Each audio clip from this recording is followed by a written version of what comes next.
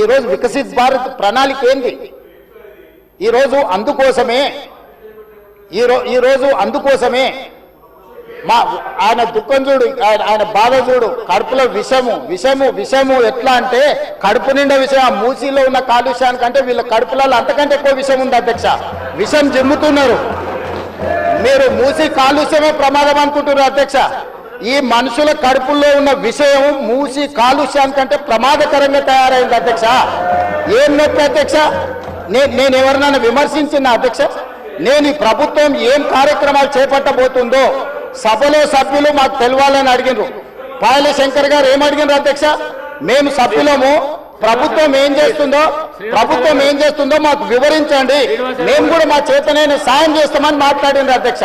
నేను వివరాలు చెప్పే ప్రయత్నం చేస్తే విషయం ఎందుకు కక్కుతున్నారు అధ్యక్ష? ఈరోజు క్వశ్చన్ అవర్లో సప్లిమెంటరీ క్వశ్చన్స్ 2 ఉంటాయి. 10 క్వశ్చన్స్ ఉండవు, 10 మందికి ఇయ్యరు. స్పీకర్ గారు అలౌ చేశారు, స్పీకర్ గారు నాకు అనుమతించారు వివరించమని. స్పీకర్ గారి అధ్యక్ష వాళ్ళ ప్రాధాన్యత ఏందో మీకు అర్థమైంది కదా అధ్యక్ష. ఈ చర్చ జరగవద్దు, ఈ నిజాలు ప్రజలకు తెలియవద్దు.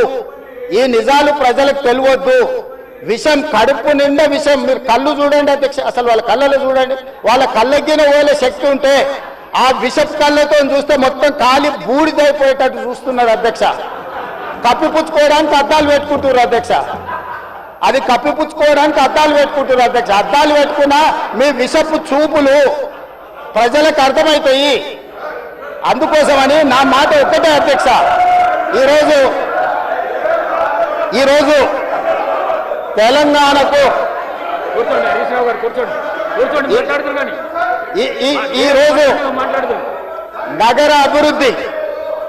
ఈరోజు నగర అభివృద్ధి చేయడం మా బాధ్యత. ఈరోజు ఇన్ని మాటలు మాట్లాడుతున్నారు కదా అధ్యక్ష.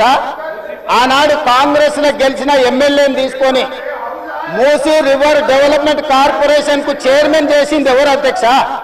ఎవరు? ఈ రోజు వివరాలు చెప్తుంటే ఆ నొప్పెందుకు అధ్యక్ష? మీరు అనుమతి ఇచ్చిన తర్వాత వాళ్ళెవరు అధ్యక్ష ప్రశ్నించనికే? వాళ్ళెవరు సభ్యులు? ఈ రోజు అక్బరుద్దీన్ ఓవైసీ గారు, పాయల శంకర్ గారు, లేకపోతే కాలేరు వెంకటేష్ గారు. ఆ కాలేరు వెంకటేష్ గారినైనా చూసి నేర్చుకోండి, కనీసం ఒక అవగాహన వస్తుంది. స్పష్టంగా నేను అంబర్పేట పోయినప్పుడు చెప్పిండు, 100% అంబర్పేట శాసనసభ నియోజకవర్గంలో మేము మూసీ నది ప్రక్షాళనకు సహకరిస్తాము. మా పేదలకు అందరికీ మంచి ఇండ్లు కట్టించండి, మా ప్రభుత్వ కార్యాలయాలు కట్టించండి, మా ప్రాంతాన్ని అభివృద్ధి చేయండి. నేనే ముందు బాగానే నిలబడి మూసీ నది ప్రక్షాళనకు సహకరిస్తానని అంబర్పేట ఎమ్మెల్యే కాలేరు వెంకటేశ్వర గారు ముందుకు వచ్చి బహిరంగంగా మైక్లో చెప్పిండు. నిన్నగాక మొన్న వచ్చి నన్ను కలిసి చెప్పిండు. ఆ పక్కనే ఉప్పల్ ఎమ్మెల్యే లక్ష్మారెడ్డి గారు వచ్చి కలిసి, సార్ మా ప్రాంతాన్ని అభివృద్ధి చేయండి, మూసీ నదిని ప్రక్షాళన చేయడం ద్వారా మా ప్రాంతానికి ఉపయోగపడుతుంది, మీరు చాలా మంచి పని చేస్తారు, మీరు వేగంగా ముందుకు వెళ్ళండి, మా వైపు నుంచి మీకు ఏం సహకారం కావాలని చెప్పి ఆ శాసనసభ్యులు వచ్చి కలిసిరు అధ్యక్ష. ఇవాళ నేను ఒకటే అడుగుతున్నా అధ్యక్ష, ఈ రోజు మూసీ నది ప్రక్షాళన చేసుకుంటే నల్గొండ, ఈరోజు మూసీ నది ప్రక్షాళన మేము చేస్తున్నామంటే మీరు చెయ్యాలంటున్నా వద్దంటున్నా? ఒక్క మాటలో చెప్పండి. మీరు చెయ్యాలనుకుంటే ఏమి చెయ్యాలో సూచన ఇవ్వండి, వద్దంటే మీ కడుపు మంట ఏందో చెప్పండి, తెలంగాణ ప్రజలు నిర్ణయించుకుంటారు. అందుకే ఈరోజు మూసీ నది పరివాహక ప్రాంతాన్ని నైట్ ఎకానమీగా మారుస్తా అని చెప్పిన అధ్యక్ష. పట్టణం అంతా రాత్రి 9 గంటలకు నిద్రపోతే రాత్రి 9 గంటల నుంచి ఉదయం 6 గంటల వరకు మూసీ నది పరివాహక ప్రాంతంలో నైట్ ఎకానమీని రివైవ్ చేసి అక్కడ హోటల్స్, ఆఫీసులు, అదే విధంగా ఫుడ్ కోర్ట్స్, కల్చరల్ యాక్టివిటీస్ వీటన్నిటిని కూడా ప్రపంచ స్థాయి నగరంగా మార్చడానికి నైట్ ఎకానమీని ఓపెన్ చేయబోతున్నామని చెప్పినాం అధ్యక్ష. ఆ ప్రాంతంలో ఉన్న ప్రతి వాళ్లకు, నష్టపోయే వాళ్లకు అత్యధికంగా నష్టపరిహారం ఇచ్చి బ్రహ్మాండమైన కాలనీలు కట్టించిస్తాం అధ్యక్ష. ఈరోజు వాళ్ళు ఏ పరిస్థితి లేనోళ్ళు, ఏ దిక్కు లేనోళ్ళు, సర్వం కష్టాలలో మునిగేటోడే మూసీ పక్కన పోయి ఇల్లు కట్టుకుంటాడు అధ్యక్ష. మూసీలో ఉండే దోమలు కానీ, కంపు కానీ, అక్కడ ఉన్న వాతావరణం కానీ, శవాలు కొట్టుకొస్తుంటే ఎవరైనా అక్కడ ఉండాలనుకుంటారు అధ్యక్ష? ఏ పేదోడైనా మీరు చెప్పండి అధ్యక్ష. ఒకప్పుడు నందనవనం కట్టింది కదా అధ్యక్ష, మూసీ నదిలో ఉన్న వాళ్ళని తీసుకెళ్లి ఈ రోజు ఆ ప్రాంతంలో నందనవనం మనం పోయినప్పుడు ఎంతమంది జిల్లాల నుంచి వచ్చిన వాళ్ళు ఉన్నారు అధ్యక్ష. ఎల్బీ నగర్ ఎమ్మెల్యే గారికి తెలుసు, నందనవనం ఆ కాన్స్టిట్యున్సీలోనే వస్తుంది. ఈ రోజు మూసీ నది పరివాహక ప్రాంతంలో ఉన్న పేదలకు మంచి వసతులు కల్పించి వాళ్ళ పిల్లలు చదువుకోవడానికి మంచి పాఠశాలలు ఇచ్చి వాళ్ళకు ఉద్యోగ ఉపాధి అవకాశాలు కల్పిస్తామని మేమంటే లేదు, అది అట్లనే ఉండాలి, తరలించడానికి వీల్లేదు, కట్టడానికి వీల్లేదు, మేము అడ్డం పండుకుంటాం, మేము నిలువు పండుకుంటాం అన్నారు. మరి మన వర్షాలు వచ్చినప్పుడు పోయి పండుకునేది ఉండే అధ్యక్ష, పోలేదు. ఏమి లేనప్పుడు పోయి ఆ పక్కనున్న కాలనీలలో పండుకొని వచ్చారు అధ్యక్ష. ఇప్పుడు ఉండమని ఉంది అధ్యక్ష నెల రోజులు. ఇప్పుడు వద్దంటున్న వాళ్ళు ఉన్నారు కదా, నెల రోజులు మూసీ నది పక్కన ఉండమని చెప్పుండ్రు అధ్యక్ష. అంబర్పేట శ్మశాన వాటిక ఉంది కదా అధ్యక్ష, ఆ శ్మశాన వాటిక దగ్గర ఉన్న శవాలు, కులిపోయిన శవాలు, కాలిపోయిన సగం కాలిన శవాలు ఉన్నాయి కదా అధ్యక్ష, వీళ్ళందరూ అక్కడ ఉండమని ఉండి చూడమని ఉండి. ఏ దుర్భరమైన పరిస్థితి ఉందో అర్థమవుతుంది, ఏ దుర్భరమైన పరిస్థితుల్లో ప్రజలు ఉన్నారో అర్థమవుతుంది. అందుకే ఈరోజు ప్రపంచ స్థాయి సంస్థలను కన్సల్టెంట్గా పెట్టుకున్నాము. ఫస్ట్ ఫేజ్ ఒక కొలిక్కి వచ్చింది, మిగతాది కూడా విడతల వారిగా ప్రాజెక్టు రిపోర్టు జరుగుతుంది. నేను హైదరాబాద్ నగరంలో 5 ఏళ్లలో 1,50,000 కోట్లు ఖర్చు పెడతాం, మూసీ నది ప్రక్షాళన చేస్తామంటే 1,50,000 కోట్లు కాంట్రాక్ట్ ఇచ్చేసారు, రేవంత్ రెడ్డి 25,000 కోట్లు తినేసిండని మాట్లాడుతున్నారు అధ్యక్ష. ఎంతసేపు వాళ్ళు ఎట్లనో మిగతాలు కూడా అట్లనే అనుకుంటారు అధ్యక్ష. కాంట్రాక్ట్లు ఇచ్చుడు, కమిషన్లు కొట్టుడు, లిఫ్టులు పంపులు పెట్టుడు, ఇండ్లలో కనకవర్షం కురిపించుకున్నాడు, పోయి జన్వాడల్లో లేకపోతే మొయినాబాద్లో ఫామ్ హౌస్లు కట్టుకున్నాడు. ఇంతకు తప్ప మీరు చేసింది ఏంది? నా గురించి మాట్లాడే అర్హత మీకెక్కడిది? ఈ రోజుకు ఏది కూడా మేము కన్సల్టెంట్స్ డీటెయిల్ ప్రాజెక్టు రిపోర్ట్ ఇచ్చే వరకు అంచనాలు మేము చెప్పలేము. ఏంటంటే మేము 80,000 పుస్తకాలు చదవలేదు, మాకంత నాలెడ్జ్ లేదు, మేము అట్లా దొంగతనాలు చేయాలని పని కూడా పెట్టుకోలేదు అధ్యక్ష. అందుకే ఈరోజు మంచిరేవుల దగ్గర కాకతీయుల నాటి శివాలయం ఉన్నది అధ్యక్ష.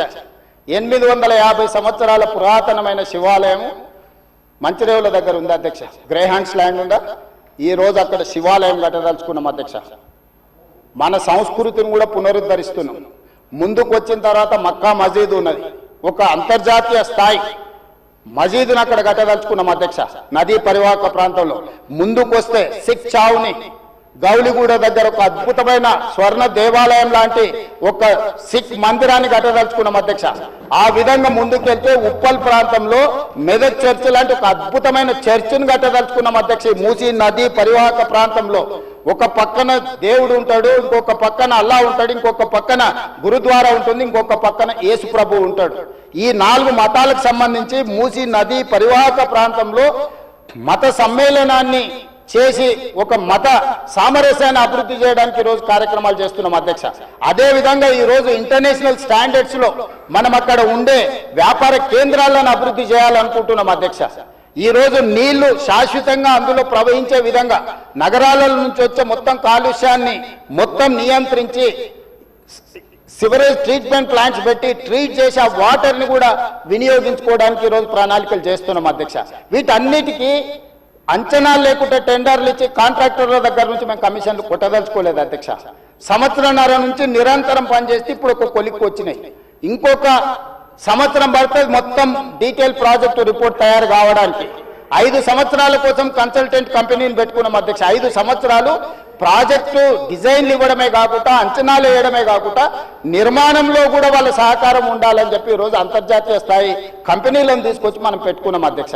నేను అందుకే డిపిఆర్ వచ్చిన తర్వాత బడ్జెట్ సెషన్లో మీ అందరికీ డీటెయిల్ ప్రాజెక్టు రిపోర్ట్ హౌస్లో ప్రజెంట్ చేస్తా అధ్యక్ష. మీ అందరి సూచనలు తీసుకుంటా, మీ అందరి సలహాలు తీసుకుంటా. నాకు ఇందులో సీక్రెట్ ఏం లేదు అధ్యక్ష. ఒక గొప్ప మంచి ఉద్దేశంతో మూసీ నది ప్రక్షాళన చేయదలుచుకున్నాము. ఇది 4 నదుల అనుసంధానం అవుతుంది అధ్యక్ష. మూసా నది, ఈసా నది, గోదావరి నది, కృష్ణా నది, 4 నదుల అనుసంధానము జరగగలిగిన ఏకైక అవకాశం తెలంగాణ రాష్ట్రంలో ఉన్నది. ఈ గొప్ప కార్యక్రమాన్ని చేసే అవకాశం దేవుడు నాకు ఇచ్చిండు. ఈ రోజు గాంధీ బాపు ఘాట్ ఏదైతుందో అక్కడ గాంధీ సరోవర్ కట్టదలుచుకున్నాం అధ్యక్ష.